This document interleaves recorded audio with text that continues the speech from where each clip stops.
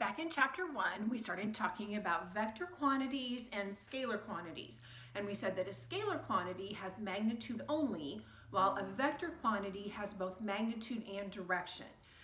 Now we're going to start taking those vector quantities and we're going to be representing them graphically. Now you'll remember that the vector quantities that we've studied include displacement, they include velocity, and they include acceleration. So you have both a magnitude with those things, a number of some sort, and you also have a direction with those things. So we represent a vector by using an arrow, and the length of the arrow is going to represent the magnitude. So if you're trying to represent a displacement of 2 kilometers and then you want to represent a displacement of 4 kilometers, the arrow, the vector that represents the 4 kilometers should be twice as long as the one that represents the 2 kilometers.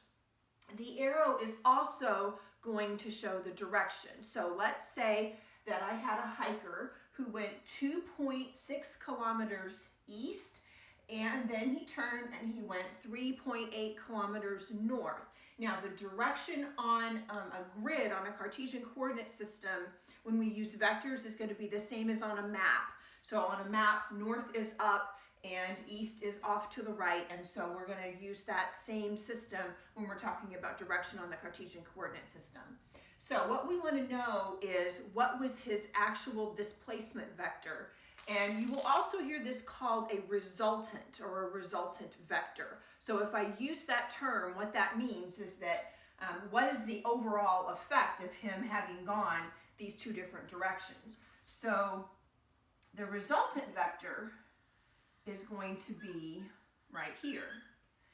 And obviously the length is going to be the magnitude. The arrow is going to be the direction, and we measure that direction by the angle with the positive x-axis. And we always want to make sure that we're going in a counterclockwise direction from the positive x-axis. You don't want to go clockwise, you always want to make sure that you go counterclockwise. Okay, so this is theta, the Greek letter that I'm using to represent this particular angle here, the angle from the positive x-axis. And so what we want to be able to do is to analyze what the length of this is and what this angle is so that we know exactly what the direction is. Well, because this went straight east and then straight north, we have a right angle, so we can use the Pythagorean theorem since we have a right triangle. So the magnitude is simply going to be the square root of 2.6 kilometers squared plus 3.8 kilometers squared. And so when you do that, you are going to end up with a final length of 4.6 kilometers. Okay, so the magnitude of it's simple. You're only going to use the Pythagorean theorem. Then, in order to find what this angle is, we need to use some trigonometry. So if you're a little rusty on your trigonometry, if you didn't go back in Module 1 and review that, you need to go back and review it now to make sure that you know how to calculate the tangent. So if you'll remember, the tangent of an angle is the opposite side over the adjacent side, where the adjacent side is not the hypotenuse. Okay, so what we want to actually calculate is theta, and so in order to do that, theta is going to be the inverse tangent of the opposite over the adjacent. So in this particular case, theta is going to equal the inverse tangent of 3.8 kilometers over 2.6 kilometers, and kilometers will cancel out. Now you need to be sure that you know how your particular calculator works when you're using these trig functions.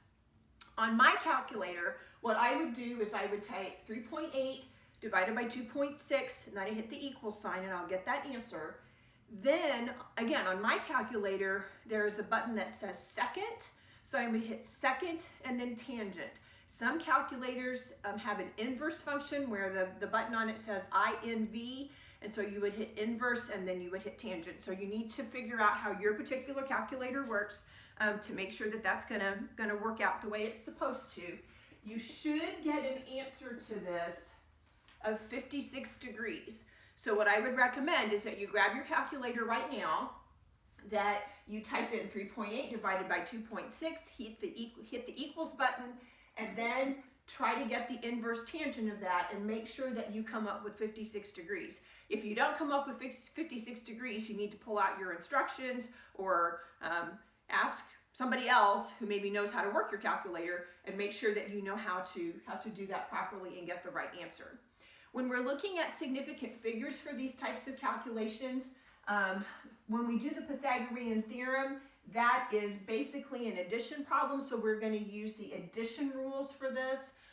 It's not entirely an addition problem, but to simplify things for the purpose of this course, you're going to use the addition rules, and since here both of these were carried out to the 10th place, the answer will be carried out to the 10th place.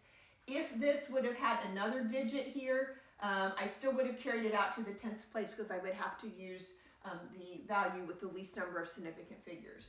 When you calculate the inverse tangent, you're going to use the multiplication and division rules where you're looking at number of significant figures. So the y value here has 2, the x value has 2, and so when I divide those, the answer should still have 2 significant figures as well. So for Pythagorean theorem, you're going to use the addition rules for significant figures.